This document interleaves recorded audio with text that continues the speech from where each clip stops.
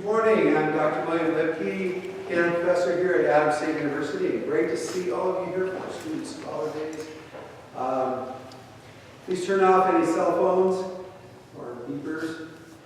And I'd like to introduce our scholar for this morning.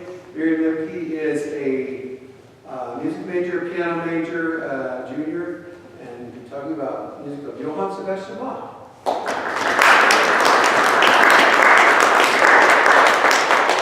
Thank you all for being here today. First, I'd like to do some acknowledgments. I'd like to thank Dr. Tracy Doyle for being a catalyst for this project as my professor, and also Dr. William Lipke for teaching me this suite and for leading me in the direction that I needed to go. All right. Bach to the Baroque, a stylistic, historical, and aesthetic discussion of Bach's French Suite No. 4 in E-flat major. Johann Sebastian Bach is argued to be one of the greatest composers of all time, through his form, his musicality, and his innovative works. J.S. Bach was born in 1685 in Eisenach, Germany. Though Bach's music portrays styles and dances from many countries throughout Europe, he himself never left Germany, his homeland. Bach spent most of his life as a court musician and church musician in the Lutheran Church, with an emphasis on keyboard music. The leading keyboard instruments of the time were the pipe organ, and you can see these lovely pipes above me, which demonstrate how the pipe organ makes its sound through putting air through pipes. The other leading keyboard instrument of the time was the harpsichord, and I actually have a harpsichord here, which can demonstrate sounds. The harpsichord plucks strings inside the mechanism, and that's how the sound is made, opposed to the modern grand piano, which will strike strings with felt hammers. I'll demonstrate a little bit of how the harpsichord sounds.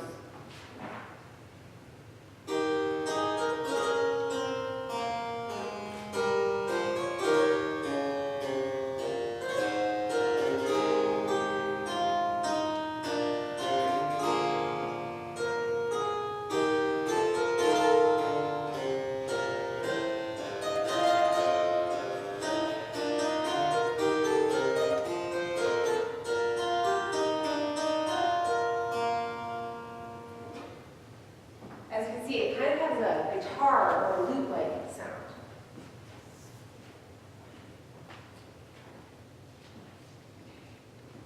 Some of Bach's most innovative works will be found in his French suites.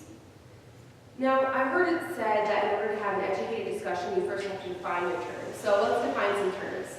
A suite is a work with multiple movements in the same key. In the case of this suite, it's the key of E-flat major. All of these works in this suite are dances.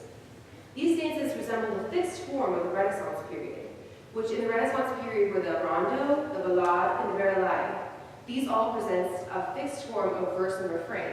However, these dances, instead of having a form of verse and refrain, have a form of bipartite with repeats. Bipartite means it has two halves. The first half starts in the tonic key and leads to the dominant. The second half begins in the dominant key and then leads back to the tonic. Both of these halves are traditionally repeated. The dances of the suite we will be examining today include the allemande, the courante, the sarabande, the gavotte, the minuet, the air, and finally the gite. These are all dances traditional in the Renaissance period. Now let's remember that these are not composed as functional dance, but they are stylized dance. So this means that these are not meant for people to actually dance along with, but they're meant to convey the mood, tempo, meter, and rhythm of dances of the Renaissance period. The concept of music portraying mood or feeling was somewhat new to Western history and music. Baroque music, for the first time, intentionally used music to create a mood, feeling, or sentiment. This is exemplary in this suite, from a pastoral allemande, a grave sarabande, and finally to a joyful gite. The title French suites actually did not come from Bach. That title came later. When one thinks of France, what comes to mind? A silky sweet creamer, world-class dining, a pompous, elegant tower we call Eiffel. John Gillespie speculates that the name was assigned to the suite because the music, I quote, brings Versailles to mind, distinction without affectation, lightness without frivolity, end quote. In simpler terms, suite causes individuals who named it to think of France. Bach also wrote 6 English suites, and what makes the English suites distinctive is a prelude. The French suites do not have a prelude, but use the set of dances. Now let's examine the purpose of these works. The first 5 suites served as the introduction to Klavierbuchen for Anna Magdalena Bach. And in hindsight, these suites served as a bridge between the inventions, which were some of Bach's earliest works, and the well-tempered clavier. And the well-tempered clavier is important because thus Bach proved to the world that keyboard music could be played in any key. In addition, these dances portray a dance derived from a specific country in Europe. Therefore, the suite creates an image in the spirit of music of a united Europe. Now let's talk about the movements of the suite.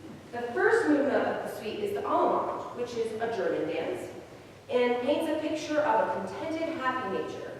It also supposedly portrays the ideal of repose and orderliness. These qualities may be heard when I play this movement. Also, when I play this movement in the whole suite, I will not use the damper pedal, which is the furthest right pedal on the piano and causes the music to sustain, like so. When I lift the pedal, the sound stops. Whereas on the harpsichord, when I let go of the keys, the sound stops because there's no pedal. So in order to respect the clarity of the Baroque period, I will not be using the damper pedal.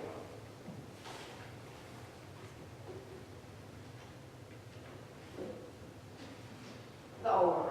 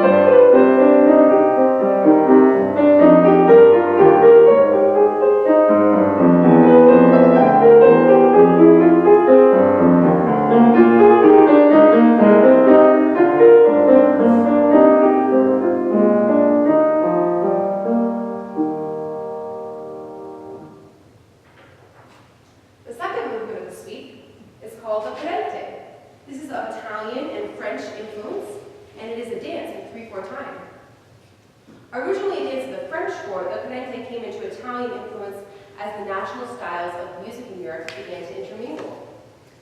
The Carente is a courtship dance with improvised step patterns. Dancers move quickly in a hop and skip pattern, which lasts 4 beats. Little is known about the French Carente before it came into Italian influence. The dance is lively and lilting, and the opening phrase of the Carente contains dotted eighth rhythms in the left hand. Played as written, it would sound like this.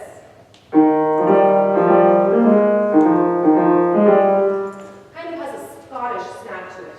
However, according to Baroque performance practice, we assimilate this rhythm to the triples above to avoid the creation of polyrhythms. So it sounds like this.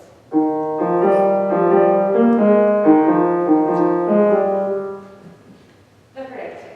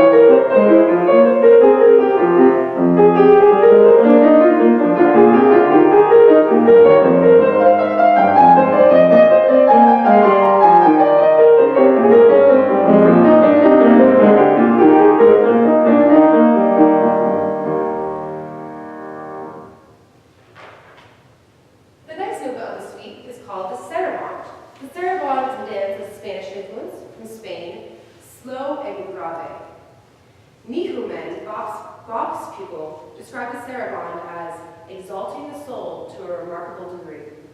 The saraband portrays elegance and grace in a very linear fashion. The saraband's dance from the Renaissance period consists of two stately steps. Dancers step on the first beat of the measure, and then take another step for the second and third beats of the measure. So something like this: 1 and a 2, 3. The lilting quality and rhythm of the saraband portrays this dance movement. Now, the saraband.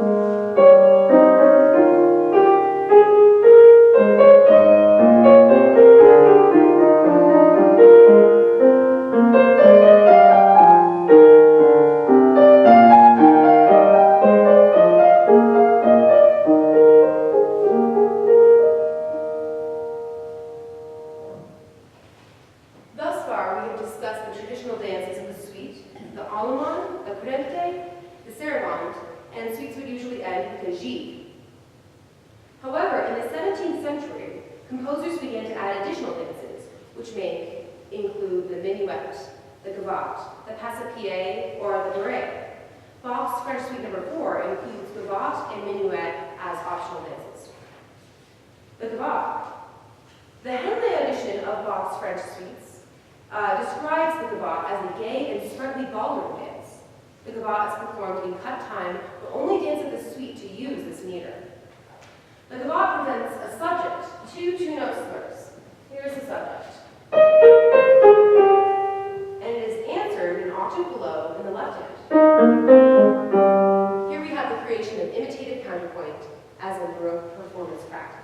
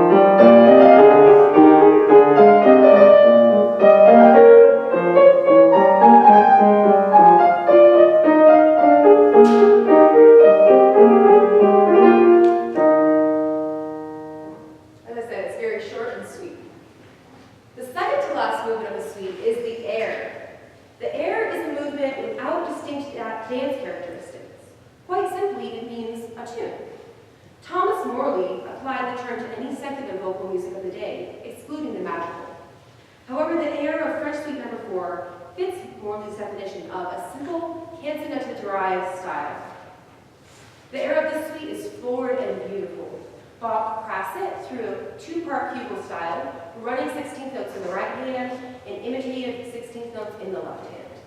In this suite, Bach uses a variety of parallel, contrary, and oblique motion.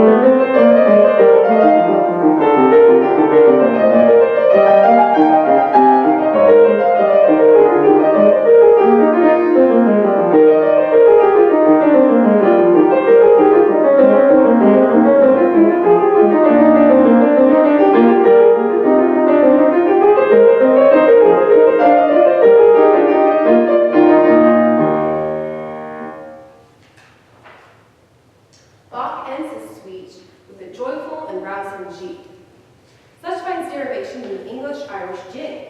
Speculation exists that this word came from the verb jiguer, which means to frolic or to leap. Just as the many other movements of the suite, the jig follows suit with imitative counterpoint. The two-bar subject is presented,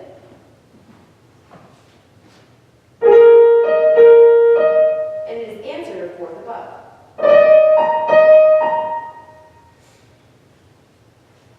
All jigs contained in the Fitzwilliam Virgil book are in compound duple meter, a characteristic true of jigs throughout 16th century and of Bach's jig in this suite. Henry Berlage states, despite the tinge of scholasticism in the beginning two sections, with thematic imitation and inversion, Bach forms an extremely light and jolly end to the suite. And the jig proves to be exactly that, joyful and inclusive.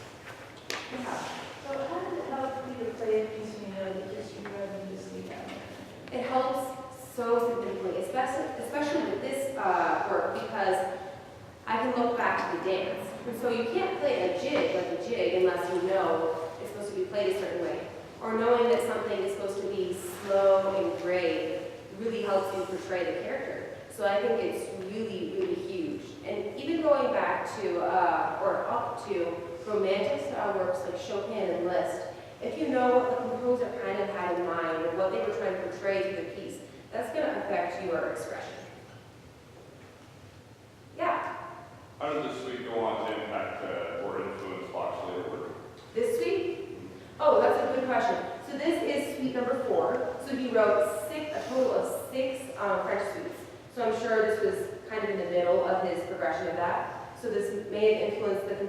the other two suites. And like I said, this is a bridge between his early works and the Weltschmerz Clavier. So he was developing as a composer, one of the greatest composers of all time, to create a work which proved to the world that music can be played in any key. Yes? You mentioned you weren't using the damper pedal. Yeah.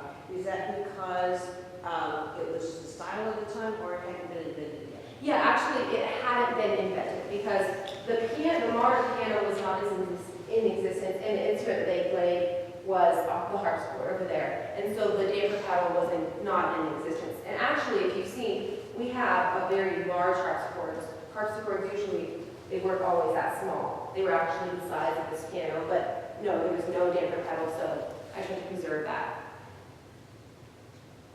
Any other questions?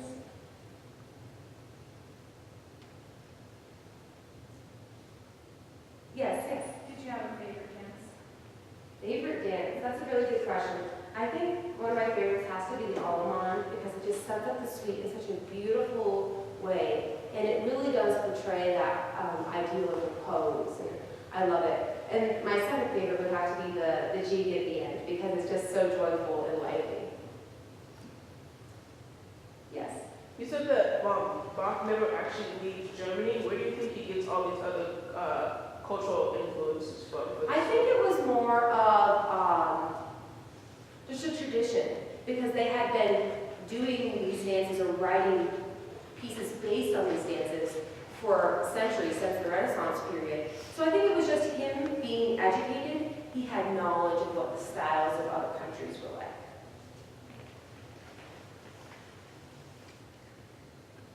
Yes? Are there any performers either on harpsichord or piano that play these pieces that you look to for styles that you enjoy?